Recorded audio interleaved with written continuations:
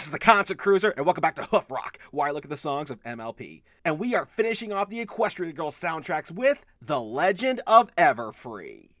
And for this episode, I have something planned for the very last song. But first, we gotta get there. So let's get this started with... You should see my macaroni art. Right off the bat, this song takes inspiration from Mumford & Sons. And I will wait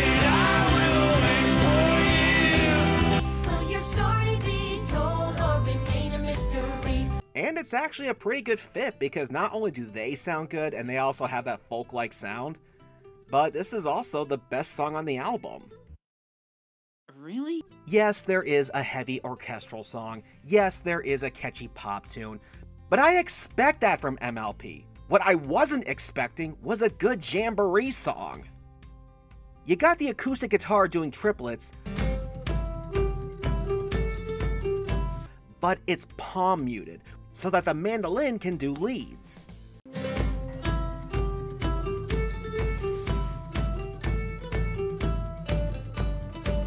And the choir does this really good swing. Will they sing your songs? Are you lost by time? Will be part of history. And when you go back home. And it even followed the cafeteria song formula, where they use a lot of one-word syllables and doesn't require you to close your mouth. And sure, the visuals could be a bit better, but it's so good that Daniel Ingram got a Daytime Emmy nomination. So it rightfully deserves the title of Best Song on the Album. As you join in the Legend of Everfree. So does that mean it's all downhill from here? Well... You should see my macaroni art. Okay, not bad, but I have mixed feelings about this song. Cause while it's written and performed well, I'm not so sure if it was needed. I say that cause this song is only 1 minute and 33 seconds long. She could have easily just done a simple monologue and got her point across. Now, I'm not against unnecessary songs. You'll Play Your Part is one of my favorite songs in all of MLP. And the reason why it's unnecessary is because Luna Celestia and Cadence could have easily told Twilight her time will come and save us a few minutes. But the song is so good that I don't care. And one of the things that helped it was the fact that the song was over 3 minutes long. That is plenty of time to work with. But 93 seconds isn't. And I feel bad because everybody is giving it their all. The piano sounds great, Rebecca Choichette sounds as good as always, and the ending sounds epic. Mustn't see the midnight in me. The midnight in me. But because of the length, it doesn't make a bigger impact. The song has different lyrics in the book, but even I doubt that would have saved this. You should see my macaroni art. Good song, but a couple of interesting facts. Ding! It's in the same tune as The Magic of Friendship Grows. Dash of magic and let it ignite. This is where the magic happens. Man, that song can still bring a tear to my eye. Ding! The book has different lyrics. Yeah, in the novelization, each of the characters gets their own verse. It's interesting, but I'm glad they went with this, cause this is Sunset's first solo piece in the spin-off movies. Which is odd because every villain in each of the movies had their own song, except her. I would have loved to have heard that, but this is still good. Perhaps a bit too poppy, but still good. Though, there is this one line. You take a little dash of magic and you let it ignite. You say that like it's gunpowder! You should see my macaroni art. Okay, look. The music for this is good. I like that it's more focused on the brass and the percussion, and Stand for Everfree was a good play on words, and it even follows the formula of easy to say, one-syllable words. It's memorable, but the character it goes to isn't good. Don't get me wrong, Enid Ray Adams' performance was spot on, and if she was ever at a con, I would gladly get in line for her autograph and a photo op. But for the character's love of nature, a reality check. Here you have have me to protect you within these walls of thorns. Behold the beauty of nature. Dozens of homes and other buildings have been destroyed. Oh yeah, that's beautiful, all right. Trust in me, this is for your own good. I think Jim Jones said the same thing. Nature is our friend. Then why are the bugs trying to get in my house? I'm not about to say goodbye. I am. Stand for. What this song boils down to is, I hate hippies! You should see my macaroni art. for something that was meant to be a modern pop song, this is surprisingly good. I like high-tempo songs because they pump you up, and I really like this swooshing sound effect right before the pre-chorus. Into an epic fantasy. It feels like they're pulling back the curtain to reveal the hook of the song. But wait, it's not the hook. It's the build-up.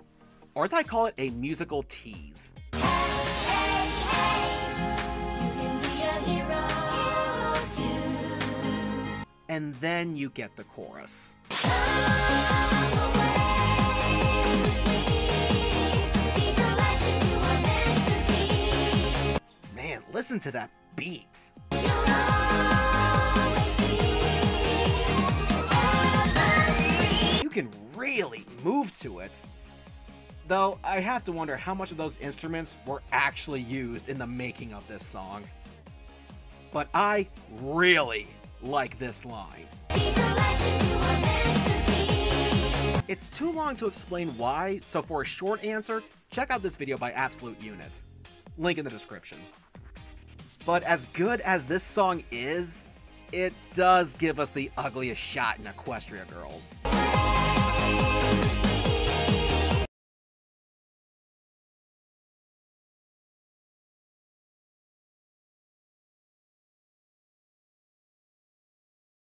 Jail.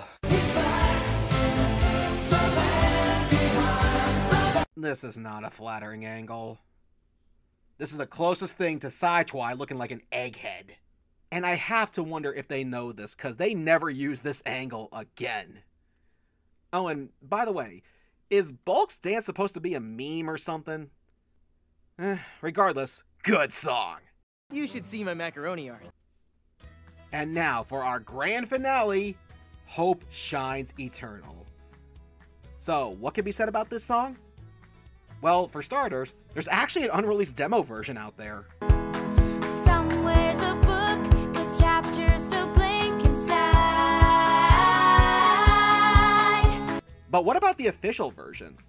Well... okay, I need to be real with you guys. I can no longer give you guys my honest thoughts on this song.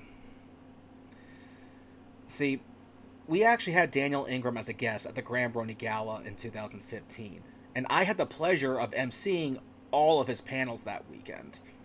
And Daniel and I actually hit it off.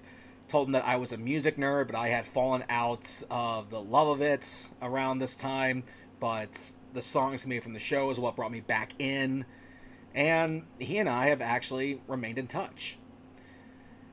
And so fast forward to 2017, and I go through my own little series of unfortunate events. Matter of fact, those who know me best can tell you that a good chunk of my life has been like that. So, I'm at BronyCon, I'm meeting up with Daniel, we hug it out, and he asked me, how have things been? And I told him what happened. And he goes, man, how do you find the strength to keep going? I looked at him and said, seeing you again helps. And that's when he took my MLP Christmas album, and he dedicated that song to me. I can no longer give you guys my honest opinion about that song. The song has a whole new meaning for me now. What I will say about the Legend of Everfree soundtrack is, while it may be the weakest out of all the Equestria Girl albums, there are some gems in there.